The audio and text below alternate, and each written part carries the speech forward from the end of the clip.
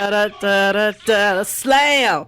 All right, that was Slam by Onyx. Yeah, you know that at least, don't you? I don't know that. Yeah, Dang, I gotta brush up on my old school hip hop because I'm out of the loop. You are definitely, you need to brush up on your music, your old school music. But anyway, you guys, we've been waiting on Nicole, Hoopz, Alexander. We are excited. She's on the line. What's up, Hoopz? Hi, guys. What's going on? Yay, what's happening? Can you speak up a little bit louder? Yeah, can you hear me better? Yeah, we can hear you now, girlfriend. Yeah, we got you. We got it all together now. But hey, what's happening? What's happening? Oh, nothing much. Just excited about everything. Thanks for having me. Oh, we glad that you called in, girl. But first of all, Hoopz, let's kind of like give everybody a quick introduction of yourself. And first of all, tell everybody like, where you from and how you grew up and everything.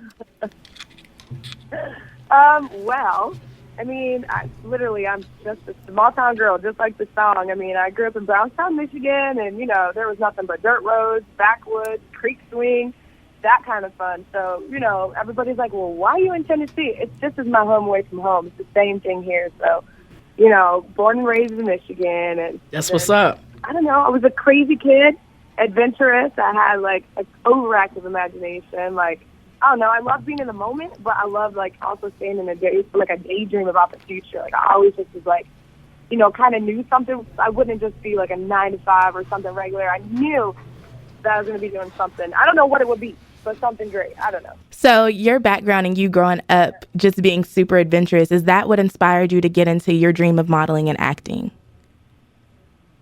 You know what? Really, no, because I couldn't see past basketball. Basketball was my first love. My idol growing up was Michael Jordan. That was it.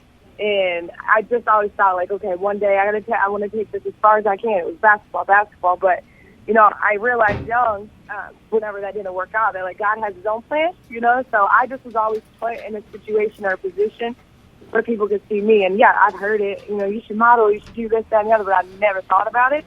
Well, I went overseas and I played basketball for 2 years in Italy. And whenever I came back, I was with a friend in L.A. And, I'm young. I don't know what the heck's going on. Mm-hmm. I did a little bit of modeling before that, but that's just because, not really because I wanted to. Just it came about and I said, okay, I'll do it, And being out there and he just saw me and was just like, oh, my gosh, you got to go here. And my friend took me over to this other building, which happened to be a production company for VH1, and they literally just asked some crazy questions. That was it. I had no idea what was going on. And 3 weeks later, call again and say, hey, you got 3 weeks to spare, like, completely secluded. You're going to be sequestered from everybody. And I'm like, well, okay. They're like, all we can tell you is it's going to be a fun dating show. And I'm like, well, okay, whatever. You know what I'm saying? I'm a kid. I'm like, yeah, I'll do it. And with you, literally, I go. Go ahead. Oh, no. We were just, like, we just what? Like, with you talking about I want you guys to ask whatever. Okay, with you talking about the dating show, the fun dating show, what was it like working and being intimate with Flavor Flav on Flavor Love? How was that? Tell it all, Nicole. Spill the beans. You guys are so funny. Like, intimate. Moment with him. My most intimate moment with him is when, like, I kissed him.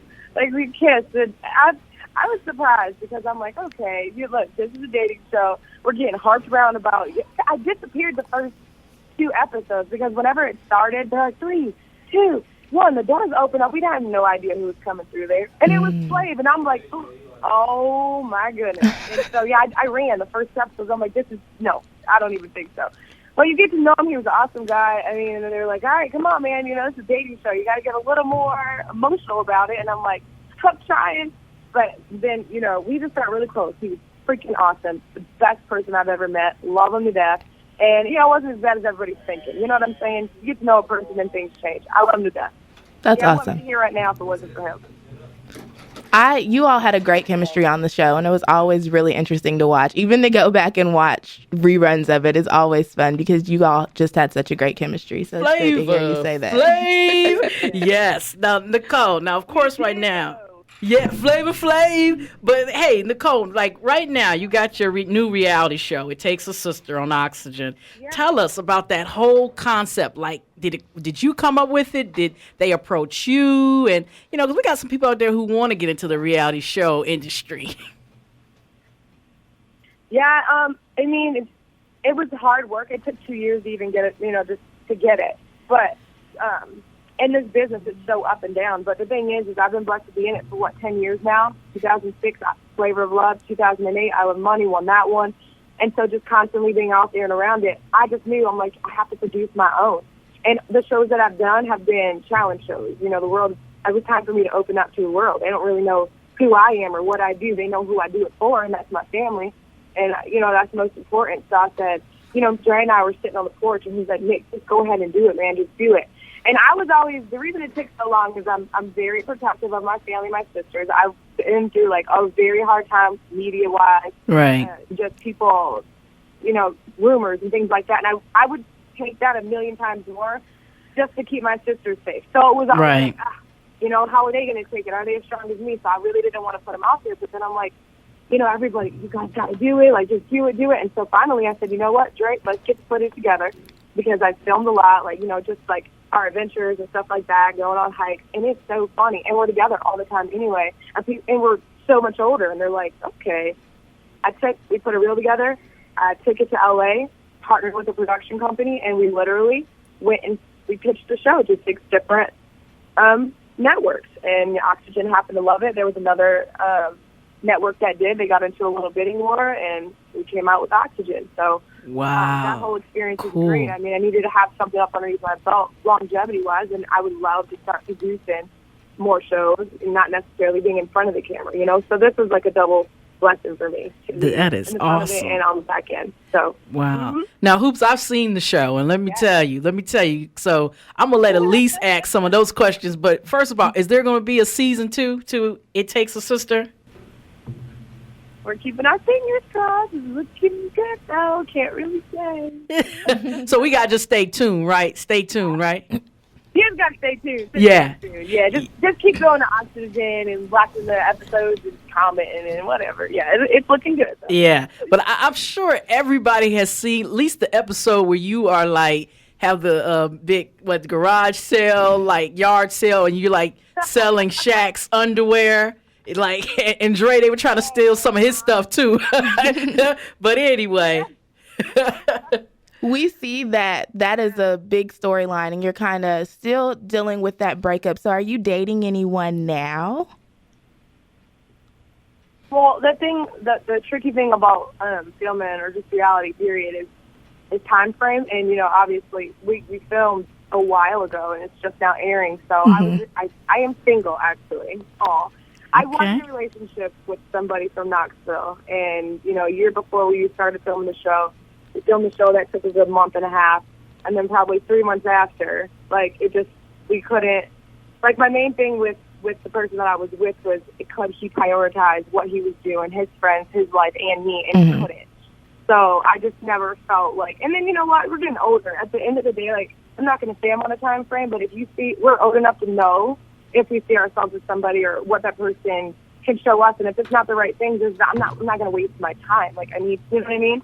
And I always just say, I still believe in fairy tales. I still believe in love, even regardless of what happened with Shaquille. Bad things happen, but my Prince Charming's out there. He's just not on a horse. He's on a turtle, so it's taking forever. Mm-hmm.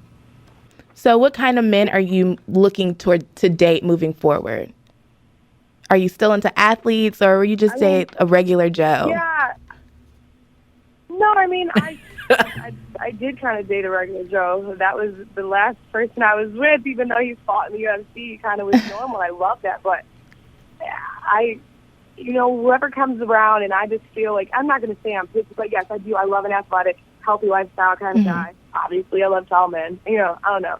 Someone that's just funny and normal at the same time. If someone has to, even if it is somebody that's, professional or whatever, just knowing how to separate that life from regular life. And that's another reason why I want to do this show so bad. I'm a middle. I don't always have to be high end and makeup and thread bottoms. And, once you leave that world, come back home and be normal. Let's, get dirty. Let's go have fun. And then come back and to do what we need to do. But I don't know. Yeah. And dating these days are hard anyway. Just for social You got that right. being so acceptable. It is. It's very tricky, and it's harder to trust people these days. I mean, I know I'm trying not to be cynical about it, but it's just too easy. No, we completely understand. So Yeah. what advice or issues do you have when it comes to relationships? So what advice can you give just from everything that you've been through for anyone who's single and still trying not to give up on love and wants to believe in fairy tales too? Yeah, I don't know. You just got to believe that wasn't the plan. You know what I mean? That, like, that's what helps me get through it. Like, I can deal with it. I thought putting it on the back burner, just kind of like shutting the door with Shaquille and my situation would be like, oh, okay, it's fine, because I'm used to that. I just want to throw it away and then try to move on. But obviously, when a situation presents itself, then hello, I started crying on TV, and oh my gosh, I hate watching that episode. But, It's real emotion, though. Do you think you guys would get back together? No. Okay. Just because, I mean, listen, we love each other to death, but, like, I wish him the best. I know he's in a relationship now. I'll hope that works out for the best, but obviously it wasn't God's plan for me and him to be together, and maybe it was just put me somewhere else for someone. I don't know, you know what I mean? So it's just like, if you believe in God and have faith, and you can't question why something kind of happened or didn't. And I think that kind of keeps me straight and narrow, and just believing that there's something better, someone else out there, like, you know, one day it'll happen. That's all. Wow. That's cool. That's cool, Hoopz. So, Hoopz, as far as what are you currently working on? Like, what do we have, you know, to look forward to as it pertains to you? Well, you know, like we said, hopefully we can keep on going on and on and on with these seasons and never end. But I got, like, you know, I have a store out here in Knoxville. So just building my boutique and brand, eventually I want to start a fitness line. I love boxing and mixed martial arts and things like that. And I don't think you can ever be too cute working out. So I want to blend those two together, and I'm starting to work on that. But I have a couple shows coming up, too, and I'm still traveling for appearances and everything. Got one coming up in San Francisco. But Halloween is around the corner, and I am looking for a venue to do the biggest Halloween party ever. So, oh, yes. Cause I Yeah, saw that on the show. You love to host Halloween parties, right, Hoopz? Oh, my gosh. I love it. I love it. So this time I want to get, like, a big place and invite the world to come. Got to be dressed to get in. So flyers are going to go out Monday for certain things. Like, I have Courtney and Dre coming in the 27th, Sunday, to my store. And we're going to have a meet and greet there or whatever. So, you know, the fans can come in. And I'm going to do a raffle drawing from, like, 15% to 50% off for people if they get a purchase. And, you know, pictures will be made, have some music, some fun. So that's awesome. Wow. So, Hoopz, we got one last question before we let you go. Okay. What is it that you want your fans or people listening to know about you that they don't already know? That's a tricky question. I mean, the first thing that comes to my mind is just how humbled I am, and really because of them, like, my fans have been the most loyal fans, like, that I could ever hope or dream for. Like, they stuck with me through good and bad, and I appreciate you all listening. I appreciate the new fans. Like, from by my heart, just love you to death, and thank you for being there, because, you know, it's hard, but you hear about the bad things, but then you got so much love, and so just thank you to all of them, because, you know, we wouldn't be here if it wasn't for y'all. So you are very humble. Whenever I see you out in the city, you're so approachable, and you're always humble, and you're always smiling. So that is a great thing to see about you, and you just have a great spirit. So thank you so much for taking the time to call in and talk to us today. Hey, yes, and you know, Hoopz, we're out of Knoxville, even though we're here in Chattanooga, so we got love for both cities. So you know, we got to hook up and do something. It's no, and I'm from Detroit. You guys just let me know. Yes, and Dre knows. He's already. I don't adopt him as my little brother, but we are so excited. And Hoopz, real quick, tell us where your boutique is. She's so cool.